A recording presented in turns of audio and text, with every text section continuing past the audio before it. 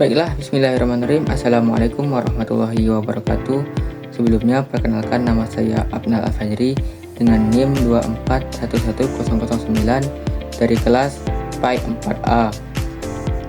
Di sini saya akan membuat tugas video dari mata kuliah Inovasi Pendidikan Islam yang diampaui oleh Ibu dosen pengampu, Ibu Utin Mutia, yang dimana pada kesempatan kali ini saya akan menjawab pertanyaan yang telah diberikan dari Adlink, yang dimana pada kesempatan ini pertanyaannya dijawab dalam bentuk video. Untuk pertanyaannya, memilih, menyebutkan, dan menjelaskan macam-macam pendekatan dan metode pembelajaran yang cocok untuk pembelajaran PAI, serta contoh mata pelajaran yang akan diimplementasikannya. Sebelum masuk ke rancangan pembelajaran, saya akan menjelaskan terlebih dahulu keenam pendekatan dan metode yang disebutkan dalam soal. Yang pertama, pendekatan kontekstual. Pendekatan kontekstual atau CTL adalah pendekatan pembelajaran yang mengaitkan materi pelajaran dengan kehidupan nyata siswa. Tujuannya agar pembelajaran menjadi lebih bermakna. Dengan pendekatan ini, siswa tidak hanya menghafal teori, akan tetapi memahami bagaimana teori tersebut berkaitan dengan pengalaman mereka dalam kehidupan yang nyata. Yang kedua, ada pendekatan saintifik. Pendekatan saintifik adalah pendekatan berbasis proses ilmiah yang terdiri dari 5 tahap, yaitu mengamati, menanya, mengumpulkan informasi, mengasosiasikan, dan mengkomunikasikan, atau dikenal dengan 5M. Yang ketiga ada metode kultural responsive teaching atau CTR. Metode CTR adalah metode pembelajaran yang mengintegrasikan budaya lokal siswa ke dalam proses belajar. Tujuannya agar materi yang disampaikan lebih relevan dan mudah dipahami. Yang keempat ada metode Based Learning atau PBL. Metode Program Based Learning atau PBL adalah pembelajaran berbasis masalah nyata. Siswa dihadapkan pada sebuah permasalahan, kemudian diminta untuk berpikir kritis dan mencari solusinya. Kelima ada metode Project Based Learning atau PJBL. Metode PJBL adalah metode pembelajaran melalui pembuatan proyek yang nyata. Siswa bekerja kolaboratif dalam jangka waktu tertentu untuk menghasilkan sebuah produk. Metode ini mendorong kreativitas, kerjasama, dan kemampuan berpikir tingkat tinggi. Pada kali ini inilah metode yang saya pilih untuk rancangan pembelajaran yang saya buat. Keenam, ada metode discovery learning. Metode discovery learning adalah metode di mana siswa aktif menemukan sendiri konsep atau pengetahuan baru melalui pencarian. Guru hanya berperan sebagai fasilitator.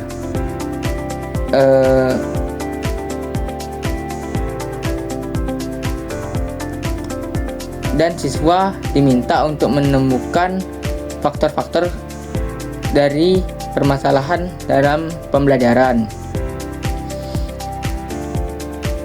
Dari keenam pendekatan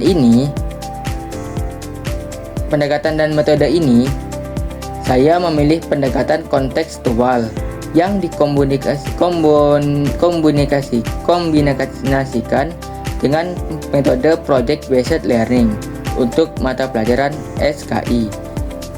Alasannya karena SKI seringkali dianggap membosankan karena hanya bersifat hafalan dan metode guru yang mengajarnya hanya bersifat ceramah. Dengan CTL dan PJBL, siswa diajak untuk tidak hanya menghafal sejarah, akan tetapi meneladani nilai-nilai dari sejarah Islam dan mewujudkan dalam bentuk proyek nyata yang relevan dalam kehidupan siswa sehari-hari. Rancangan pembelajaran SKI menggunakan pendekatan CTL dan metode PJBL. Yang pertama, menentukan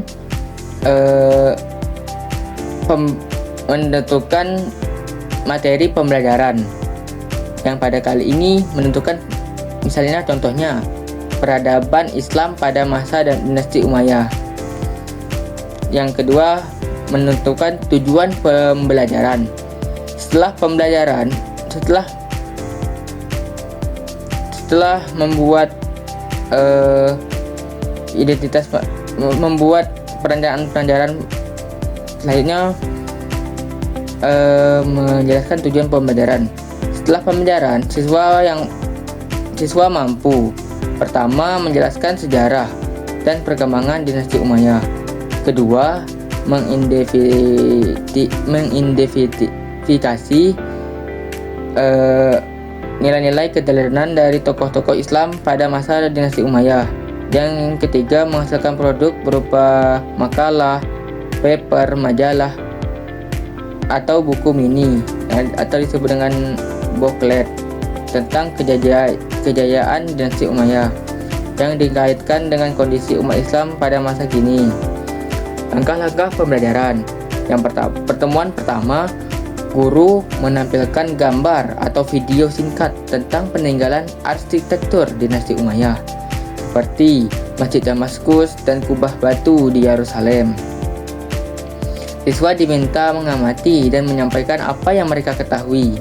Ini adalah tahap CTL, mengaitkan materi dengan hal yang bisa mereka lihat secara nyata. Kemudian guru menjelaskan pengantar materi dan membagi ke siswa dalam bentuk kelompok proyek.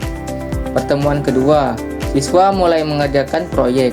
Setiap kelompok bertugas membuat paper, makalah, booklet atau poster digital bertema nilai keteladanan dinasti Umayyah untuk generasi masa Islami. Siswa mengumpulkan informasi dari buku, internet, dan sumber lainnya.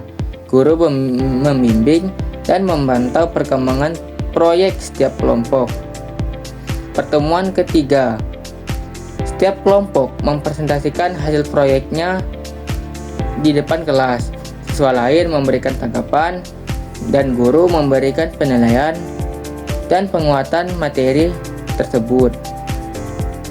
Dalam mengimplementasikan pendekatan CTL diterapkan dengan cara yang pertama, guru harus selalu mengaitkan fakta sejarah dinasti Umayyah dengan kondisi umat Islam saat ini.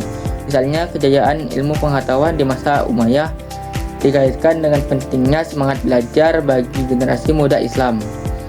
Kedua, siswa diminta untuk merefleksikan apa yang bisa diteladani dari tokoh Islam pada masa dinasti Umayyah dalam kehidupan sehari-hari.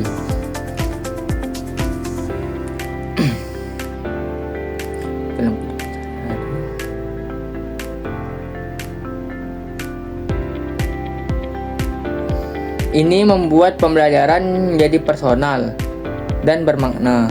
Sementara PJBL diimplementasikan melalui proyek booklet, paper, makalah atau majalah dinding yang dikerjakan secara kelompok.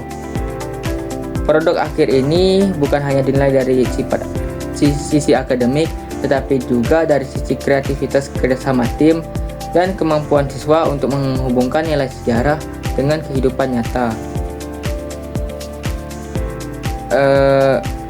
Dengan kombinasi CTL dan PJBL ini, pembelajaran SKI menjadi lebih hidup, menyenangkan, dan bermakna bagi siswa. Bagi siswa, tidak hanya tahu sejarahnya, tetapi benar-benar terinspirasi dan termotivasi untuk meneladani nilai-nilai keislaman dari sejarah tersebut. Mungkin itu saja yang dapat saya sampaikan terkait dengan pertanyaan pendekatan dan metode pembelajaran yang cocok untuk pembelajaran PAI. Dan di sini saya memilih SKI. Kalau ada kata-kata yang salah, saya mohon maaf, dan kepada Allah saya mohon ampun. Wabillahi taufiq wal hidayah, waridho wal inayah. Wassalamualaikum warahmatullahi wabarakatuh.